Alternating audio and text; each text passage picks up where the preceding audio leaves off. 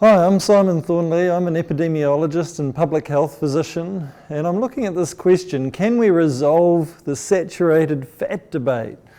This is something that I grew up with at med school. It was part of the woodwork in medicine at the time, that saturated fat was bad, it was clogging our arteries, and we had to get rid of it. Since then, I've had a look at the evidence, and I think that the evidence that saturated fat is bad is extremely shaky, and I've had some debates in the medical literature about this, so we'll go into a little bit more detail. I apologise in advance for the maths that does appear at some point. We'll try and make it as accessible and interesting as possible. Let's have a look at a brief history of the diet-heart hypothesis. So this slide is satirical, but it's an encapsulation of the idea of the time when saturated fat was thought to be good. It was encouraged. It was something that we put on just about everything. Lard was spread on bread and used like butter or margarine, and saturated fat was just part of the fabric of society. Then there was Ancel Keys, who developed his diet-heart hypothesis. He looked at the correlation between eating saturated fat and the incidence of cardiovascular disease at a country level, and published the 7 countries study. And so on the right we see this apparently strong relationship. As we know, several studies were left out, and on the left we see no relationship if all these studies were included from other countries. So nevertheless, the message to avoid animal fat, to avoid saturated fat took hold. We were all told to eat more margarine, and this Time article encapsulates the message of that time. Bacon and eggs were out. Now, since that time, we developed an obesity epidemic, and this is from OECD countries, the more developed countries that tend to measure obesity. And you can see that this relentless trajectory of increase in obesity since the 1980s to relatively recent times, and it was strongest in the US and the UK. But really affected a whole lot of other countries, not so much in Asian countries, as you'll see. So a lot's been written about the obesity epidemic. Since that time, there's been an exoneration of saturated fat, and we've been told to eat butter again. So let's dive deeper and see what this is all about. So let's think, why do we use meta-analyses? That's really the top level of the medical evidence. What is it designed to do? We'll be talking about some of the technical stuff around meta-analyses, fixed effects, random effects models. Why do they matter? And we'll have a fresh look at an influential study in the Cochrane database, the Hooper study, and take a critical look at that data. So why do we do meta-analysis? It's a systematic integration of all these trials which are coming out, very difficult to keep on top of all the accumulating evidence for clinicians these days. It's distinct from an expert review. It's seen as more objective. We include quantitative number evidence from that. It's a synthesis of the published information, and it's usually only considered appropriate for trials, and we'll talk about that a little bit more. It allows researchers to keep abreast of the accumulating evidence. It also may offer a resolution when research disagrees. There's often one group who have a strong belief in one direction can pull one trial to support their viewpoint, another with another viewpoint can rely on another trial. Sometimes a meta-analysis may be able to resolve that uncertainty or those different viewpoints. It also increases statistical power, so it enhances the precision of these effect estimates that we'll look at a bit further. So there's also growing influence of meta-analyses. So meta-analyses of trials are usually considered the pinnacle of evidence. So when people are putting together treatment guidelines, they often refer to meta-analyses, and they're often also used to resurrect disappointing trial results. So if trials didn't show an effect that investigators wanted to see, then they pull together a whole lot of disappointing trials to see if they can make a trial, a summary of those trials, or a pooled effect that is statistically significant. How did I get interested in meta-analysis?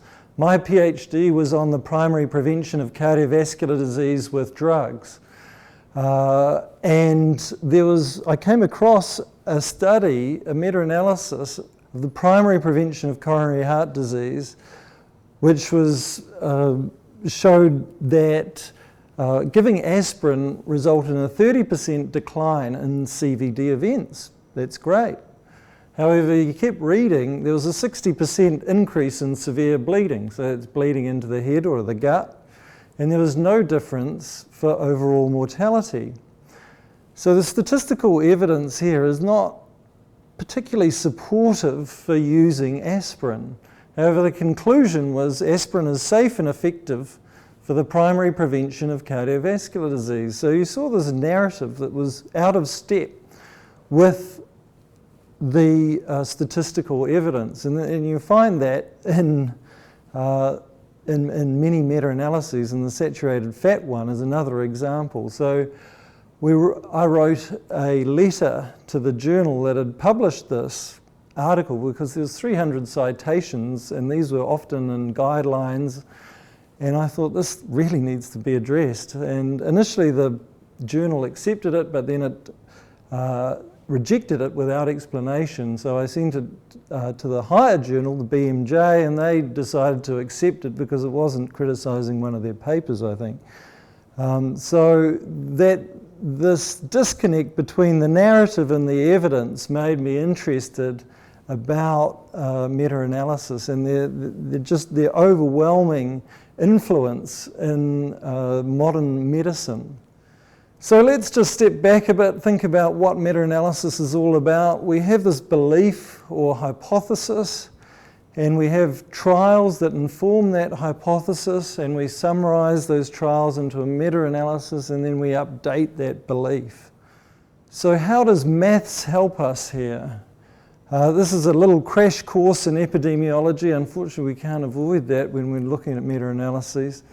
So basically, a randomized trial is about having at least two groups of people. We randomize them into one group or another, low saturated fat versus usual care, and then we follow them up and see what their speed of disease is. If we thought about it like a car race, comparing Fords and Holdens, we'd measure speed in the two groups, or average speed.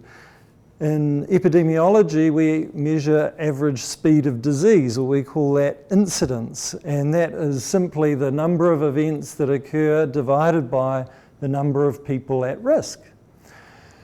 And then we take the risk of disease, or the speed of disease in both groups, and we take the ratio.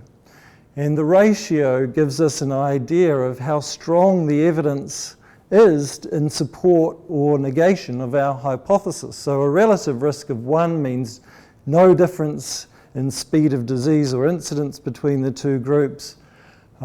In the case of the saturated fat meta-analyses, a relative risk less than 1 means that saturated fat is protective, that it's a good thing to do to limit saturated fat, or a relative risk greater than 1 means that saturated fat is harmful. So that's a little bit of the background for those who haven't done much epidemiology.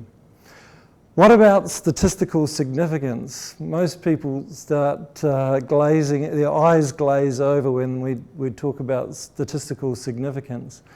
So it's based around this idea of how likely are the results that we've got the play of chance. So if we take the simplest example, we're tossing a coin, and we all know there's a 50-50 chance of getting heads or tails. And even if we did that 10 times, it's possible, given the 50-50 chance, that we get 10 tails in a row. It's a bit unusual, but unlikely, but it's possible. If we did that 10,000 times and we got tails each time, then that's so unlikely that we might reject our idea that the coin is actually fair, and we might think about an alternative hypothesis that somebody's developed a very sophisticated coin, perhaps that involving some magnetic manipulation that makes the coin not fair anymore. So that's the idea behind statistical significance. So if we have this null hypothesis that there's no influence of saturated fat on heart disease, and we look at how likely are these results given this no influence idea. If it's unlikely, like the 10,000 tosses of a coin that are all heads, then we reject the no influence and we say that yes, there is an influence.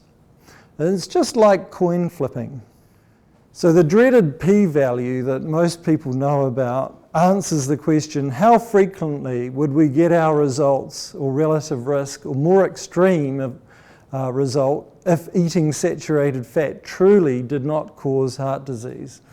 So if the p-value is less than 0.05, which is 1 in 20 times, then the no effect idea that saturated fat doesn't influence heart disease is rejected.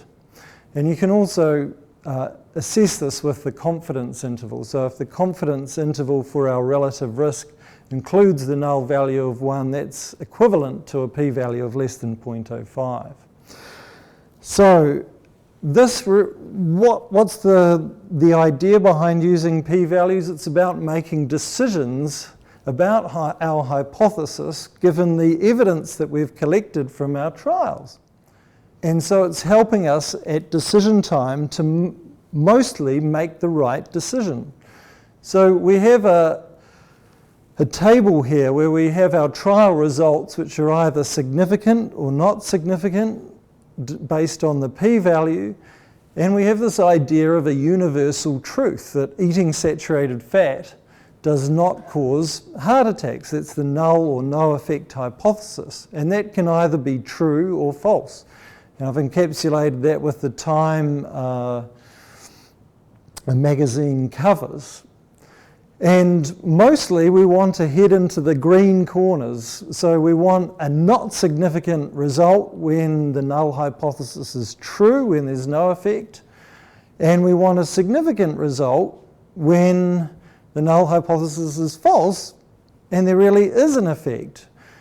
But occasionally we get into the false positive or the false negative domains, and we fix those probabilities as being the false positive is by definition from the p-value 1 in 20 times, and the false negative is dependent on the statistical power, which is related to the number of people in the study and the number of events. And so meta-analysis is often used, pulled out in that bottom right-hand corner where we've got disappointing trial results that the investigators think is a false negative, or what we call a type 2 error. And so we can deal with that issue of low numbers and low numbers of events by pooling all these events together and taking the average, and that gives us more power, and that can resurrect these disappointing trials.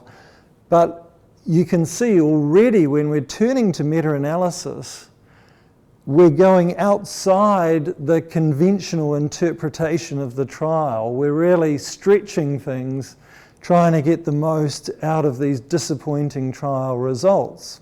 So these rules that we've made we can't always make the right decision about the truth in the universe given our trial results, but mostly we make the right decision.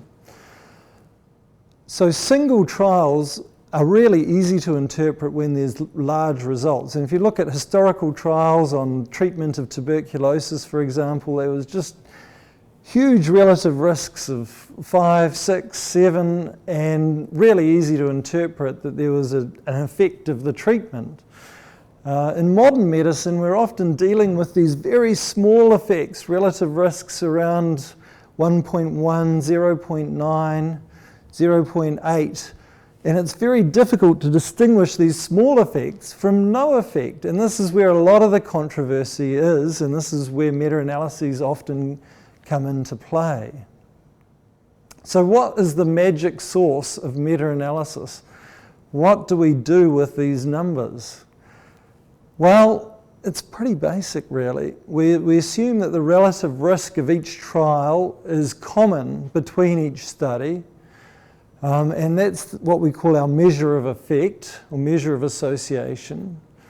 And we take the average. So if you want to sum up a lot of statistics, it's really taking the average of a whole range of things to get a more precise estimate of the true relative risk. And that's all meta-analysis is about. Very simple. And we all know how to do an arithmetic average, right? We just take the total, we add them all, we sum the total and then divide by the number of individual trials. And that would be great. Unfortunately, epidemiologists make things slightly more complicated. We take a weighted average because the trouble with trials is that some have a lot of events and a lot of people in them, and some have few events and few people in them. So we assign them a weight based on the precision of this, of the relative risk. And the weight is a technical term. It's derived from 1 over the variance, so the inverse of the variance. So the less certain we are about the true relative risk, the less weight that study gets in the meta-analysis, and that's how it's dealt with. But, now that would be great, and it works for some meta-analyses, but not all. And in fact, only a very small proportion can we use that technique. We get a fly in the ointment called heterogeneity, which basically is that this pooled relative risk that we're trying to calculate is too optimistic. There's systematic error in there, and the usual fixed effect method looks at random error alone. So there's these systematic differences that are beyond what would be predicted if it was just random error alone. We're getting a little bit more technical here. We can measure this heterogeneity with a term called I squared, and anything over about 30% is too much to be generally acceptable with a fixed effect or standard analysis. And there's two different types of analysis. The fixed effect, which is fine when there's no heterogeneity or little heterogeneity, and then we pull out the random effects method, which makes the confidence interval of this pooled or average effect a little bit wider to account for this heterogeneity. And here's a kind of pictorial summary of what we're trying to do with these, what the assumptions we're making in these two methods of analysis. So in fixed effects, we're assuming there's one true distribution of effects, and we've got these distributions from each individual trials, whereas in the random effects side of things, we're assuming that each trial has come from its own little distribution of its own family of trials, and then we're just taking the mean of these family of trials, and it all makes good statistical sense. And I thought it was a great way of looking at meta-analysis until I bumped into this guy at an epidemiology conference. So this guy, Professor Sahil Doy, based in Canberra in Australia, raised the issue that random effects methods exaggerate the effect of small studies which are more likely to be subject to what we call the file draw problem, which is people not publishing things which are, contradict their hypothesis. And he's developed a method which is a subtle refinement on the fixed effect method. And so basically it uses the standard weights, and it just inflates the confidence interval at the end of estimation. And it's a very subtle difference from what we usually do. So let's have a look at the saturated, that's the method side of things. Let's have a look at the evidence between these two conflicting hypotheses. So, I said meta-analyses can sometimes resolve the differences that the scientific community have. Unfortunately, in the saturated fat area, the enthusiasts for saturated fat will choose the Hooper study, which supports the idea. Well, actually, one of the three pooled effects, so just CVD events, not CVD mortality, not overall mortality, support the saturated fat hypothesis. Whereas on the no influence side, there's a whole bunch of meta-analyses which don't show an effect. So again, there's conflict. And so let's have a little look deeper at the Hooper study.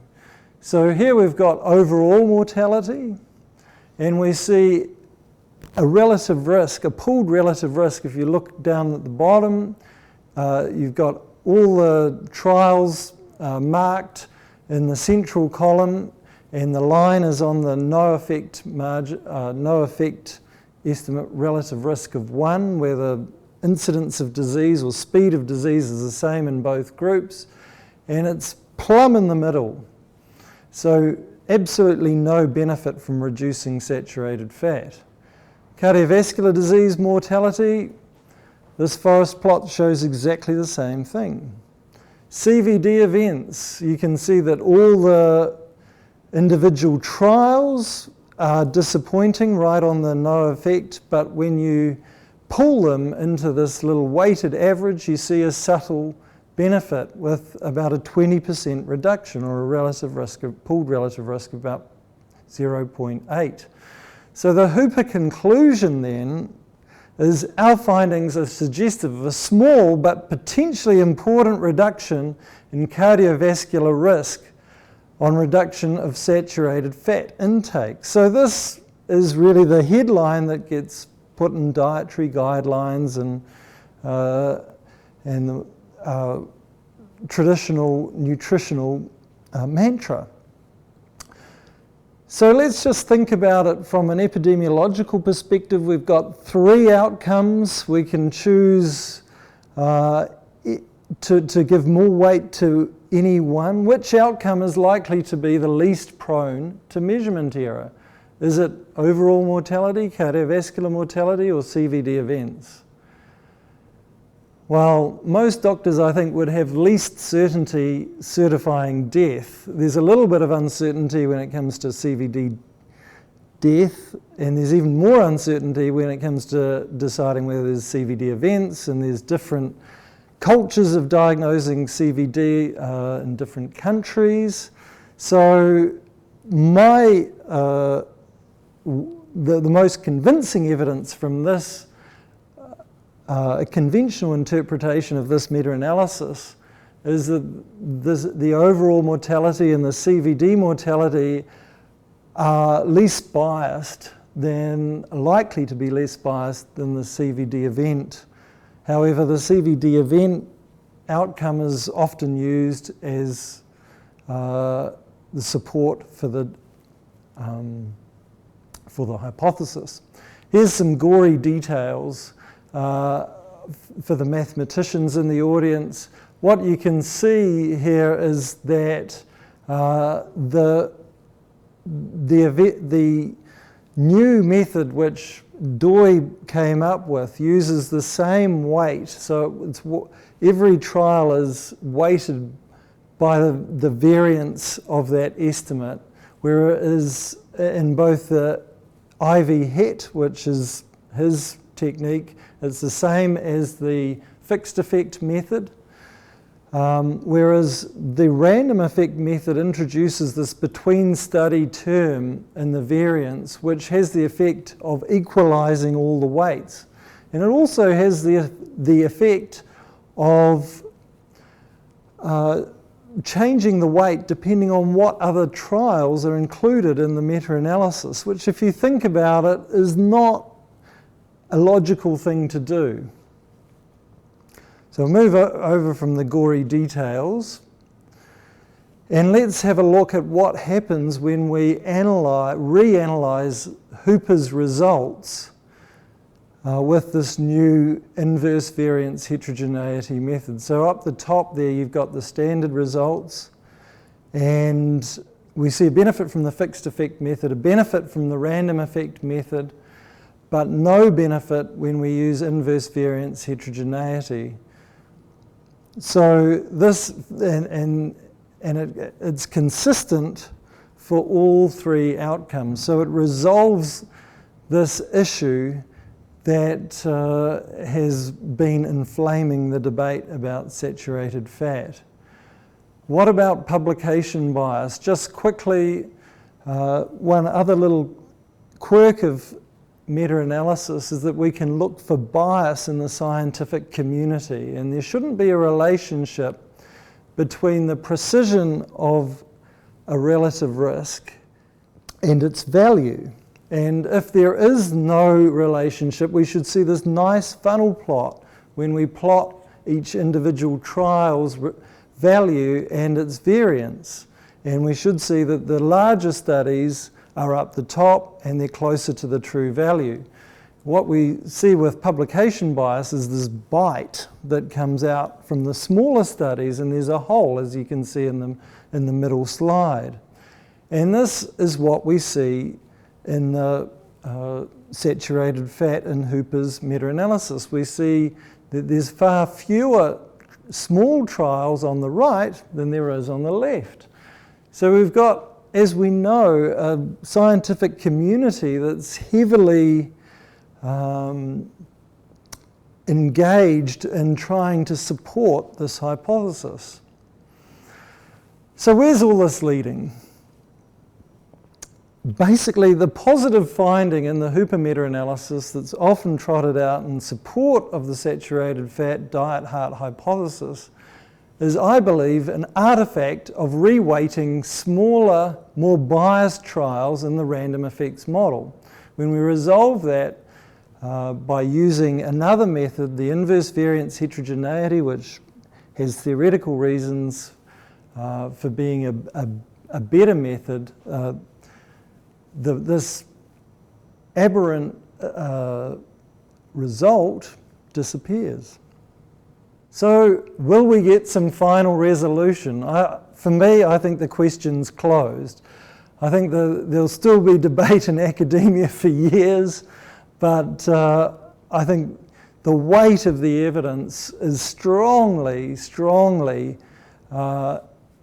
in the supporting the idea that saturated fat is not harmful.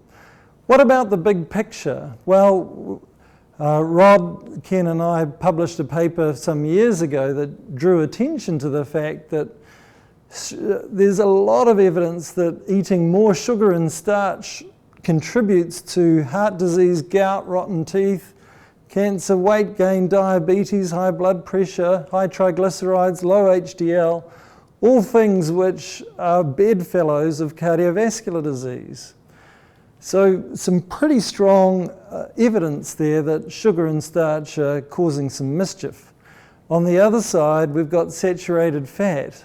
I've just shown that there's a very questionable relationship with heart disease.